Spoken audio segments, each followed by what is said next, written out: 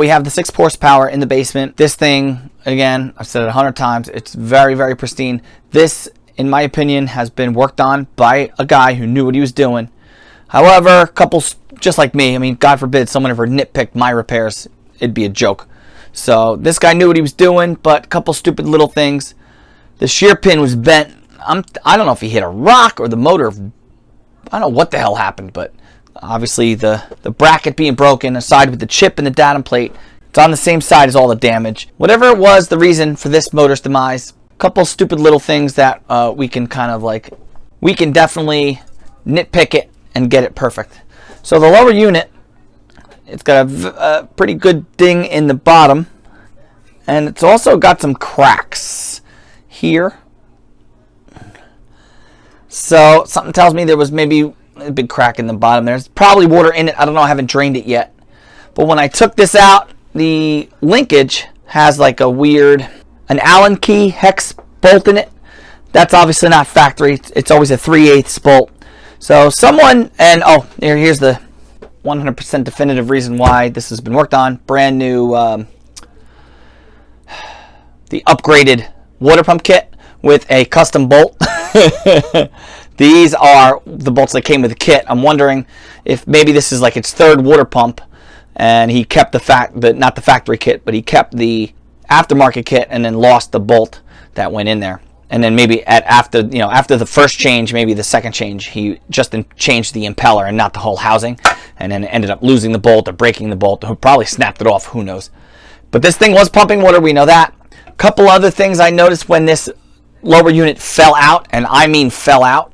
It fell out. Like I undid the bolt. Once I undid the coupling, it fell out, and there's no roll pin. I'm going to link a couple videos here. One's Brandon's Garage. Link that right now. You can check that out, and he'll explain how the roll pin in the 60s motors mattered, how you had to rotate it and get it in the position. In the pre-60s motors, like the late 50s to the 60s, it had a roll pin and a seal on the bottom, but the roll pin didn't have to go in a certain way. It's a different setup. I'll try to show that later. In the 69, the late 60s and late 60s, the roll pin had to be adjusted a certain way to slide out, and some people would jam it in there and bend it. This didn't even have the roll pin in it. The thing that both of these motors did have in common was the seal underneath rested on that roll pin. The lower crankshaft seal rested on a series of things that was dependent on that roll pin. So even though this motor was put together pretty well, obviously the lower seal would have been bad without this roll pin. So the power head's going to have to come off anyway, because we have to change this bracket, and we will see exactly what is going on underneath. But my lower unit literally fell out, and there's water everywhere. So I'm assuming the cracks in the lower unit definitely led to some major malfunction, or the break in the lower unit, or water in the lower unit. However, these lower units are actually pretty easy to come by, so maybe we'll order one up. I really want to do a good restoration on this one, start doing things the right way, because up until now my YouTube channel's been you guys just kind of following me on my nutty journey, and I don't know what I'm doing. A couple other guys are coming up with some really sweet channels. I'm going to link my guy's video here. His name is Tim K. New guy on the YouTube circuit. He's only been online a year, maybe tops, and his videos are amazing. He's putting my stuff, Stern. He's putting my stuff to shame, and kudos to him. His videos are fantastic, just like Brandon's channel. Fantastic repair videos, up close, personal, better content than I could ever produce. I'm trying to get there. Just this isn't my full-time job. This is, you guys know this by now. So still working on the 6 horsepower. Just wanted to point out some of the little things I'm noticing as I take this thing apart. Also, the power head bolts. Some of them are 7/16, some of them are 3/8, some of them are 5/16. Oh, another interesting fact. Not only the custom bolts, but they're painted green as if they were never taken apart. I know this motor did not have 5/16 and 3/8 and 7/16 all in the same power head, but they're all green. So this motor was painted after the repairs have been done. So kudos, it looks great, it runs great.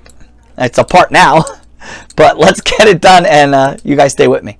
I apologize. In 69 they changed it.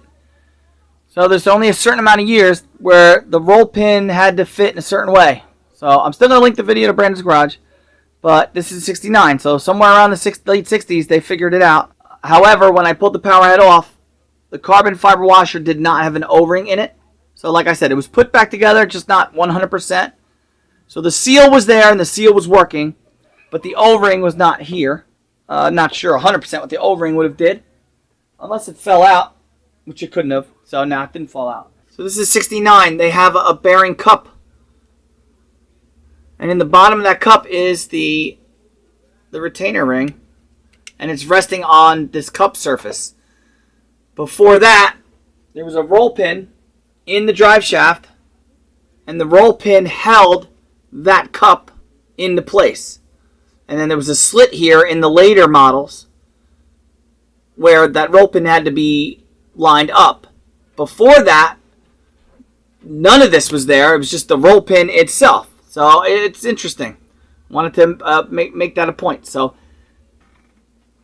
now I'm going to take this pan off.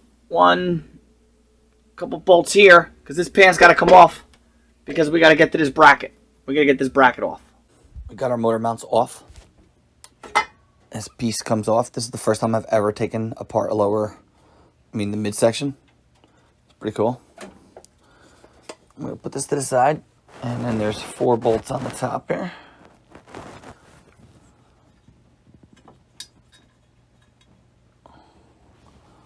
Those are all going in the pan. And then our piece that's messed up should come off. Now this lower unit, this midsection did not come apart easily. The motor mounts have to be, the bolts for the motor mounts have to be removed, and then you have to like force it out.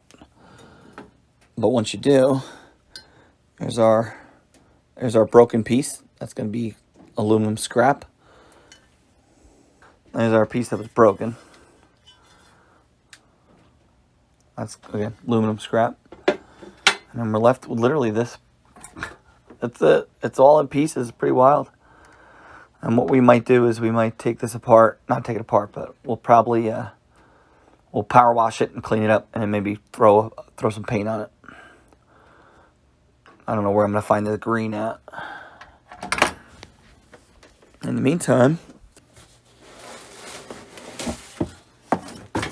ta-da!